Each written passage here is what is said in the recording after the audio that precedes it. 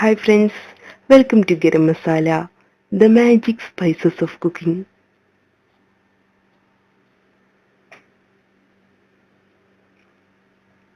Beef കിണ്ണപ്പത്തിരി. ഇന്ന് നമുക്ക് മലബാർ ഡിഷായ ബീഫ് കിണ്ണപ്പത്തിരി എങ്ങനെ ഉണ്ടാക്കുന്നതെന്ന് നോക്കാം. ഇതിനാവശ്യമായ ചേരുവകൾ: for batter, biryani rice 1 cup, ponni rice അല്ലെങ്കിൽ white rice 1/2 cup, thick coconut milk 3 cup, മുട്ട 1 ഉപ്പ്. ഫോർ ഫില്ലിങ്സ്: ബീഫ് 1/2 കിലോ, സവാള 3 വലുത് ചോപ്പ് ചെയ്തെടുത്തത്, ഇഞ്ചി 2 ഇഞ്ച് നീളമുള്ള 2 പീസ്, വെളുത്തുള്ളി 4-5 വലുത്, പച്ചമുളക് 4-5, തക്കാളി 1, ഗരം മസാല 1 ടീസ്പൂൺ, മഞ്ഞൾപ്പൊടി 1 ടീസ്പൂൺ, മുളക് പൊടി 2 ടേബിൾ സ്പൂൺ, കുരുമുളക് പൊടി 1 ടീസ്പൂൺ, മല്ലിപ്പൊടി 2 ടേബിൾ സ്പൂൺ, ഉപ്പ്, കറിവേപ്പില, എണ്ണ, നെയ്യ്. ആദ്യം നമുക്ക് ബാറ്റർ തയ്യാറാക്കാം. ബാസ്മതി റൈസും വൈറ്റ് റൈസും ഒരു ബൗളിൽ എടുക്കാം. ഇതിലോട്ട് വെള്ളം ചേർത്ത് 5-6 മണിക്കൂർ കുതിർത്തിയെടുക്കണം. ഇപ്പോൾ നമ്മുടെ കുതിർത്തിയെടുത്ത റൈസ്, തേങ്ങാപ്പാൽ, മുട്ട ഇവയെല്ലാം റെഡി ആയിട്ടുണ്ട്. നമുക്കിനി ഇത് അരച്ചെടുക്കാം. ഒരു ബ്ലെൻഡറിലോട്ട് ആദ്യം നമുക്ക് റൈസ് ചേർത്ത് കൊടുക്കാം.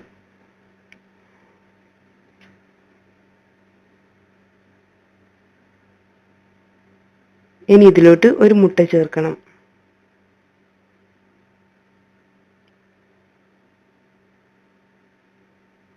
ആവശ്യത്തിന് തേങ്ങാപ്പാൽ കൂടെ ചേർത്ത് നമുക്കിത് നല്ല മയത്തിൽ അരച്ചെടുക്കാം.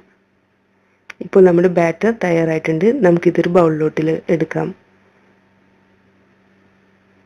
ആവശ്യത്തിന് ഉപ്പ് ചേർത്ത് കൊടുക്കാം. ഇത് നന്നായി മിക്സ് ചെയ്തെടുക്കണം. ഇനി ഇതിലോട്ട് ബാക്കി വന്ന തേങ്ങാപ്പാൽ കൂടെ ചേർത്ത് ഇതിനെ ഒരു ലൂസ് ബാറ്ററാക്കി മാറ്റണം.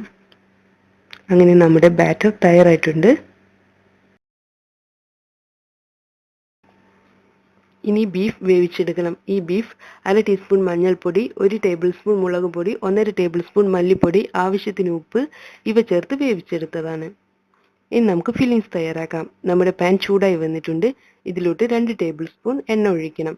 ഇനി ഇതിലോട്ട് ഇഞ്ചി, വെളുത്തുള്ളി, പച്ചമുളക്, കറിവേപ്പില ഇവ ചേർത്ത് നന്നായി വഴറ്റിയെടുക്കണം.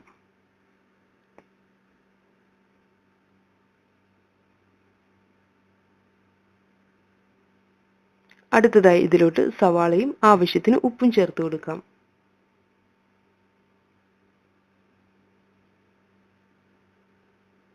ഇത് ബ്രൗൺ നിറമാകുന്നത് വരെ വഴറ്റിയെടുക്കണം.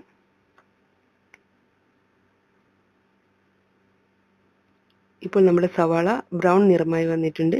ഇനി ഇതിലോട്ട് നമുക്ക് തക്കാളി ചേർത്ത് കൊടുക്കാം.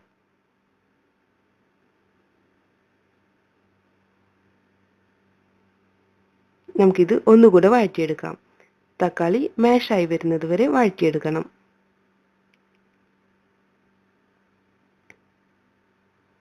ഇപ്പോൾ നമ്മുടെ തക്കാളിയും കുക്കായിട്ടുണ്ട്.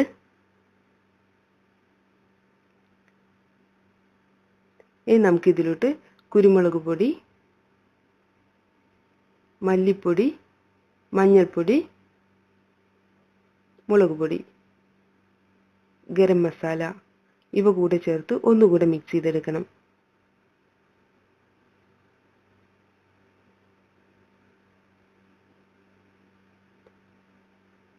ഇനി ഇതിലോട്ട് നമ്മൾ വേവിച്ചു വെച്ചിട്ടുള്ള ബീഫ് ചേർത്ത് കൊടുക്കാം. നന്നായി മിക്സ് ചെയ്തതിന് ശേഷം നമുക്കിത് ഡ്രൈ ആക്കി എടുക്കണം.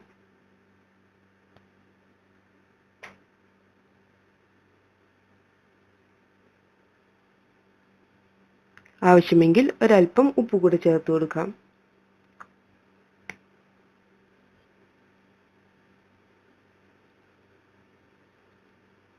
അങ്ങനെ നമ്മുടെ ബീഫ് മസാലയും റെഡിയായി. ഇനി നമുക്ക് കിണ്ണപ്പത്തിരി തയ്യാറാക്കാം. നമ്മുടെ സ്റ്റീമർ റെഡിയായി വന്നിട്ടുണ്ട്.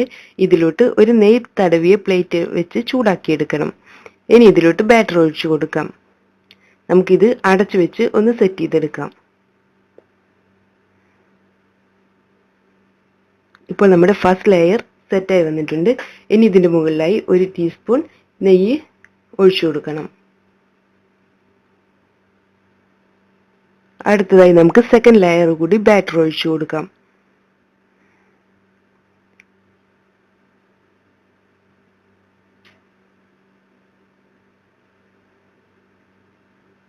ഇനി ഇത് അടച്ചു വെച്ച് കുക്ക് ചെയ്തെടുക്കണം. ഇപ്പോൾ നമ്മുടെ സെക്കൻഡ് ലെയറും കുക്കായി വന്നിട്ടുണ്ട്.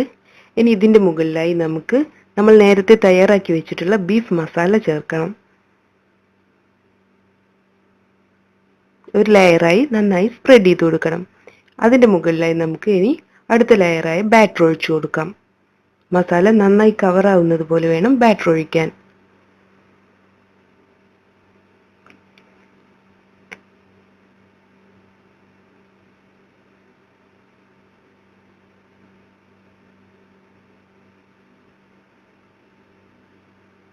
ഇനി അടച്ചു വെച്ചൊന്ന് സെറ്റ് ചെയ്തെടുക്കാം. ഏകദേശം ഒരു 2-3 മിനിറ്റ് കുക്ക് ചെയ്തെടുത്താൽ മതി. ഇനി അതിൻ്റെ മുകളിലായി നമുക്ക് 1 ടീസ്പൂൺ കൂടെ നെയ്യ് ഒഴിക്കണം. ഇനി അടുത്ത ലെയർ ബാറ്റർ ഒഴിക്കാം. ഇതുപോലെ ഓരോ ലെയറായി നമുക്ക് പ്രിപ്പയർ ചെയ്യണം. നമ്മുടെ ബീഫും ബാറ്ററും തീരുന്നത് വരെ നമുക്ക് ഇതുപോലെ ഒഴിച്ചു കൊടുക്കാം.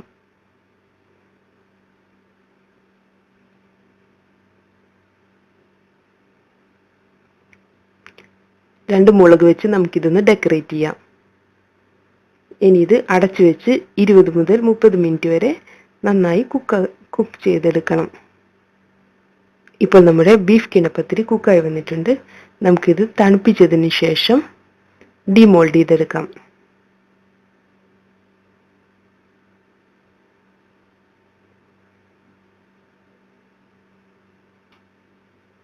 നമ്മുടെ യമ്മി ആൻഡ് ടേസ്റ്റി ബീഫ് കിണപ്പത്തിരി റെഡി ആയിട്ടുണ്ട്. നമുക്കിത് ഇഷ്ടമുള്ള ഷേപ്പിൽ കട്ട് ചെയ്തതിന് ശേഷം സെർവ് ചെയ്യാം. Thank U.